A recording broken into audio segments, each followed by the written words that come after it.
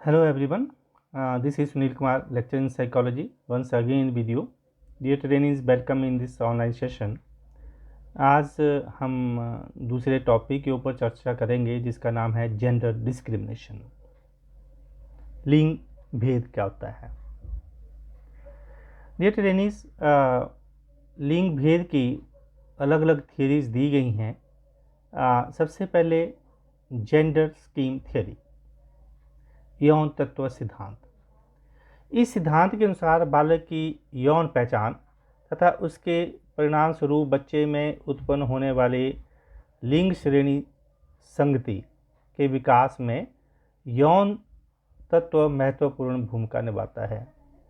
यानी कि इसके अनुसार बालक चाहे किसी भी जाति का हो, किसी भी धर्म से संबंध रखता हो, उस बालक के शरीर के विभिन्न अंगों की बनावट, उसका शरीर का रंग, आंखों का रंग आदि के बारे में जानने से पहले पर जानना आवश्यक है कि बालक किस जेंडर से संबंध रखता है। तो ये जेंडर स्कीम थ्योरी है कि व्यक्ति किस यौन से संबंध रखता है। और इस संप्रत्य को समझने के लिए जो दूसरी थ्योरी है वो theory related to cognitive development, संज्ञानात्मक विकास का सिद्धांत। इस सिद्धांत अनुसार बच्चे में जो शारीरिक, मानसिक, क्रियात्मक, नैतिक तथा अन्य प्रकार के विकास के साथ साथ जो संज्ञानात्मक विकास है, कॉग्निटिव डेवलपमेंट है, वो होने लगता है। आप जानते हैं शुरू शुरू में बालक को अपने बारे में किसी प्रकार का कोई ज्ञान नहीं होता और धीरे धीरे वह स्वयं और दूसरों में अंतर करना सीख जाता है। यानी कि साधारण भाषा में वह स्वयं के बारे में समझ पैदा कर लेता है। 2 वर्ष की आयु से पहले तक बालक को अपने आत्म के बारे में कुछ पता नहीं होता। इसकी चर्चा हमने जो जीन पियाजे की थ्योरी थी और सेल्फ कंसेप्ट में उसमें चर्चा करी। तो पहले उसको पता नहीं होता कि शुरू के वर्षों में, पहले 2 वर्षों में, कि वह एक लड़का है या लड़की है और इसे स्पष्ट ज्ञान नहीं होता। तो 2 वर्ष की आयु से बालक अपने आत्म के बारे में स्पष्ट ज्ञान हासिल कर लेते हैं, अर्थात वह ये जान लेता है कि वह कौन है, क्या है, आदि आदि। अतः इस आयु तक वे यौन पहचान यानी कि जो जेंडर आइडेंटिटी तक पहुंच जाते हैं और धीरे धीरे जेंडर स्टेबिलिटी की तरफ अग्रसर होते हैं, यौन स्थिरता की तरफ अग्रसर होते हैं। तो ये दूसरा हमारा theory related to cognitive development थी। जो तीसरा इस संप्रत्य को समझने के लिए, जो लिंग भेद को जानने के लिए जो तीसरा सिद्धांत जो मुख्यतः यहाँ पर जिसकी व्याख्या की गई है वो है theory related to social learning. इस सिद्धांत का आधार वह मान्यता है कि यदि बालकों को लिंग संबंधी रूढ़ियों, स्टीरियोटाइप्स तथा जो लिंग भूमिकाओं के अनुसार व्यवहार करने पर पुरस्कार या पुनर्बलन प्रदान किया जाता है, तो इस प्रकार के व्यवहार प्रतिमान जो बिहेवियरल पैटर्न को अर्जित कर लेते हैं तथा अपने लिंग से संबंधित अपेक्षा के अनुसार व्यवहार करना सीख जाते हैं। ऐसे बालक अपने ही लिंग वाले माता और पिता की आदतों, व्यवहारों, रुचियों तथा अभिव्यक्तियों के अनुसार व्यवहार करना शुरू कर देते हैं और वे अपने माता पिता जैसा बनने की कोशिश करने लगते हैं। यानी कि सोशल लर्निंग थ्योरी में आपने बेंडूडर की भी थ्योरी पढ़ी है कि लर्निंग बाय इमिटेशन, दूसरों की नकल करके, दूसरों का अनुकरण करके व्यक्ति सीखता है। तो ये जो सामाजिक अधिगम से संबंधित सिद्धांत है, इसके ऊपर यह है कि हम अपने माता पिता को देखते हुए उनकी आदतों, उनके व्यवहारों, उनकी रुचियों और उनकी अभिव्यक्तियों के अनुसार व्यवहार करना शुरू कर देते हैं। जैसे हमारे माता पिता या बड़े लोग व्यवहार करते हैं वैसा ही हम बनने की कोशिश करते हैं। तो इस हमारे जो लिंग भेद को समझने के लिए हम 3 सिद्धांतों को आधार मान रहे हैं। एक यौन तत्व सिद्धांत, दूसरा संज्ञानात्मक विकास का सिद्धांत और तीसरा सामाजिक अधिगम से संबंधित सिद्धांत।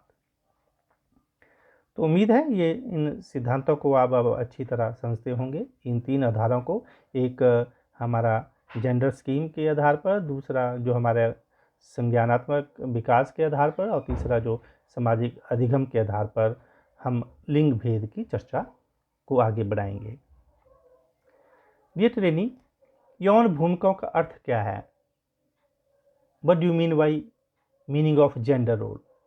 तो यौन भूमिकाओं से अभिप्राय होता है कि जो सामाजिक और व्यवहारात्मक मानक हैं, जो नॉर्म्स हैं, का समूह जिन्हें किसी विशिष्ट संस्कृति के संदर्भ में विशिष्ट यौन के लिए सामाजिक रूप से उपयुक्त माना जाता है, और जो विभिन्न संस्कृतियों में विभिन्न समयों में विभिन्नता दिखाते हैं। Gender role refers to a set of social and behavioural norms that are considered to be socially appropriate for individual of a specific sex in the context of a specific culture, which differ widely between culture and over time. विभिन्न संस्कृतियों के मुताबिक जो भिन्न जो हमारे व्यवहार के पैटर्न्स होते हैं, उसके मुताबिक हमारी भूमिकाएं भी अलग अलग होती हैं। तो इस राय में भिन्नता की व्यवहार व्यक्ति में अवलोकित यौन अंतर ऑब्जर्व्ड जेंडर ऑफेंसिस सांस्कृतिक कारकों या सामाजिक कारकों की वजह से होते हैं, या जैविक और शारीरिक कारकों की वजह से होते हैं। अब हम बात करते हैं कि जेंडर डिस्क्रिमिनेशन है क्या। लिंग भेद, ये जो जेंडर को अगर हम समझे तो ये जटिल प्रकार का एक पद है, जिसके अंतर्गत लिंग रूढ़ियुक्तियों जेंडर स्टीरियोटाइप तथा लिंग भूमिकाओं जेंडर रोल दोनों को सम्मिलित किया जा सकता है। अर्थात यौन भूमिकाओं की पहचान इन पर प्रभाव डालने वाले कारक करवाते हैं। तो एक हम कहते हैं प्रिजुडाइज, यानी कि पूर्वाग्रह। पूर्वाग्रह क्या होते हैं? ये हमारे नेगेटिव थॉट होते हैं। नेगेटिव थॉट्स जो व्यवहार में जब प्रकट हो जाते हैं, उसे हम भेदभाव कहते हैं। यानी कि हमारे पूर्वाग्रहों से ग्रसित होकर, जब पूर्वाग्रहों से हम ग्रसित हो, पूर्वाग्रह क्या है? नकारात्मक विचार हैं, नेगेटिव थॉट्स हैं। पर जब तक हमारे मन में मानो नकारात्मक विचार आ गए, लेकिन उसको हम भेदभाव नहीं कहेंगे जब तक हमने उसको अप्लाई नहीं किया। केवल मन में विचार आए तो वो हम उसको कहेंगे कि हम पूर्वाग्रहों से ग्रसित हो गए, नेगेटिव थॉट्स आ गए। लेकिन जब वो नेगेटिव थॉट बिहेवियर में रिफ्लेक्ट होने लग पड़े, हमारे सोचने तक नहीं, लेकिन वो सोच हमारे व्यवहार में, एक्शंस में देखने को मिल जाए, एक्शंस में नजर आने लग पड़े, तो उसको हम भेदभाव कहते हैं। यानी कि पूर्वाग्रहों का व्यवहार में प्रकट होना ही भेदभाव कहलाता है। Is it clear? इस बात को आप अच्छे ढंग से समझें। जो नकारात्मक सोच है, जो हमारे मन में आती है, हमारे विचारों में आती है, अगर वो व्यवहार में भी देखने को मिले, एक्शंस में भी, जैसा हम सोच रहे हैं नेगेटिव सोच रहे हैं और वैसा ही नेगेटिव हम कर रहे हैं, यानी कि बिहेवियर में भी वो नेगेटिव थॉट्स अगर रिफ्लेक्ट हो जाएं, उसे हम भेदभाव कहते हैं।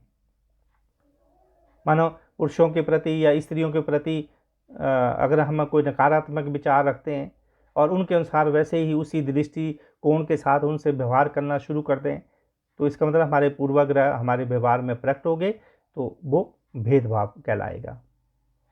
Is it clear? ओके। दूसरा शब्द का प्रयोग करें हम स्टीरियोटाइप। स्टीरियोटाइप क्या है कि बहुत सारी परिभाषाएं दी गई हैं। इन सारी परिभाषाओं के मुताबिक हम ये सकते हैं कि जो कुछ एक मुख्य विशेषताएं उनकी हम चर्चा यहाँ करेंगे। रूढ़ियुक्तियाँ ऐसे विचार तथा प्रवृत्तियाँ होती हैं जो मस्तिष्क में चित्र जागृत कर देते हैं। दूसरा, आधुनिक युग में रूढ़ियुक्ति शब्द के प्रयोग में थोड़ा सा परिवर्तन आया है। किसी भी समूह के प्रति पूर्वाग्रह अधिकतर रूढ़ियों द्वारा सही सिद्ध या दृढ़ किया जा सकता है। तीसरी विशेषता, नकारात्मक अभिवृत्ति, जो नेगेटिव एटीट्यूड हैं, और पूर्वाग्रह में अंतर यह होता है कि नकारात्मक अभिवृत्ति सही ज्ञान पर आधारित होती है, जबकि पूर्वाग्रह रूढ़ि युक्तियों पर आधारित होती है। बिना परखे वो धारणा बना ली होती है, बिना तर्क के। मैंने कहा जो हमारे पूर्वाग्रह हैं वो नकारात्मक अभिवृत्ति सही ज्ञान पर आधारित होती है, जबकि पूर्वाग्रह रूढ़ि युक्तियों पर आधारित होते हैं। जो हमारे नेगेटिव थॉट्स कैसे बनते हैं, क्योंकि स्टीरियोटाइप्स हैं हमारे, जो हमारे समाज की वजह से, संस्कृति की वजह से रूढ़ियाँ बनी हैं, उनको हम फॉलो करते हैं ब्लाइंडली।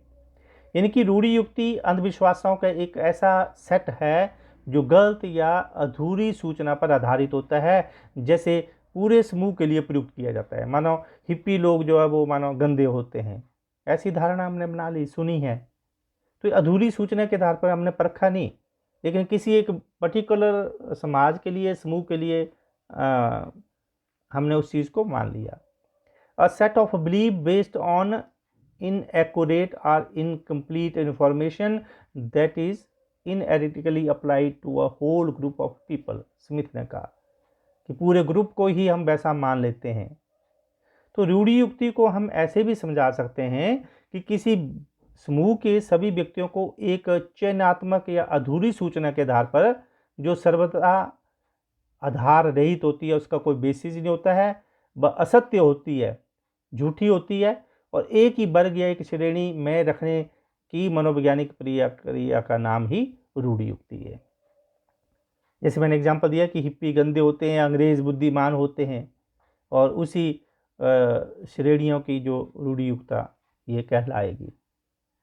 यानी कि गलत और अधूरी सूचनाओं के आधार पर बिना सोचे समझे जो एक समूह के द्वारा हमारी बनाई गई होती हैं किसी विशेष समूह के प्रति, उनका जब हम प्रयोग करते हैं तो उसको हम स्टीरियोटाइप थिंकिंग कहते हैं। वो हमारी चिंतन, वो हमारी सोच स्टीरियोटाइप कहलाएगी। तो ये दो शब्दों का प्रयोग आपको आना चाहिए, एक पूर्वाग्रह और एक रूढ़ी युक्तियाँ, प्रेजुडिसाइज, और एक stereotype. Is it clear? Okay. तो अब आइए सारे इस जेंडर डिस्क्रिमिनेशन को समअप करें। यानी कि इस चर्चा में इन थ्योरीज़ को नज़र देते हुए जो उनके आधार थे, चाहे वो ज्ञानात्मक विकास था, चाहे वो सामाजिक सिद्धांत का आधार था, चाहे वो यौन विशेषताओं के आधार था, सारी बातों को समेटें तो दो मुख्यतः डिफरेंसेस हमें नज़र आए जेंडर डिस्क्रिमिनेशन के, लिंग के भेद के। दो मुख्य डिफरेंसेस नज़र आए, एक सेक्स डिफरेंस और एक हमारा जेंडर डिफरेंस। सेक्स डिफरेंस क्या है? यौन संबंधी भिन्नता, और दूसरी लिंग संबंधी भिन्नता। यौन संबंधी भिन्नता है जो बायोलॉजिकल, जिसका बेस है। बायोलॉजिकल डिफरेंसेस आर कॉल्ड हमारे सेक्स डिफरेंसेस। ये बारीक सा अंतर आपको समझाना चाहिए। जो लड़का है, लड़की है, ये जो बायोलॉजिकल डिफरेंसेस हैं, ये सेक्स डिफरेंसेस, इनको हम सेक्स डिफरेंसेस, यौन भिन्नता कहेंगे। लेकिन उस आधार पर जो समाज ने अलग अलग व्यवहार करता है, जो सोशल डिफरेंसेस हैं, वो जेंडर डिफरेंसेस हुए जो समाज ने बनाए हैं। लड़कियों के लिए अलग रोल, लड़कों के लिए अलग रोल। अब ये कौन सा अंतर है? ये लिंग भेद है। लड़कियां ये काम करेंगी, लड़के ये काम करेंगे, उनको फॉलो कर करके सामाजिक सीख के द्वारा हम वैसे भूमिका का निर्माण करते हैं। This is known as social difference या जेंडर डिफरेंस। तो जो सेक्स की डिफरेंस है, यौन की जो लिंग की भिन्नता है, वो बायोलॉजिकल बेसिस पे होती है, और जबकि जो जेंडर डिफरेंस है वो हमारे सोशल डिफरेंसेस के कारण होती है, सामाजिक भिन्नताओं के परिणाम स्वरूप होती है। तो उम्मीद है आप इस जो डिस्क्रिमिनेशन, जो जेंडर डिस्क्रिमिनेशन के कंसेप्ट को अच्छी तरह समझ गए होंगे, भलीभांति समझ गए होंगे। इस लेक्चर में इतना ही। That's all. Thank you very much.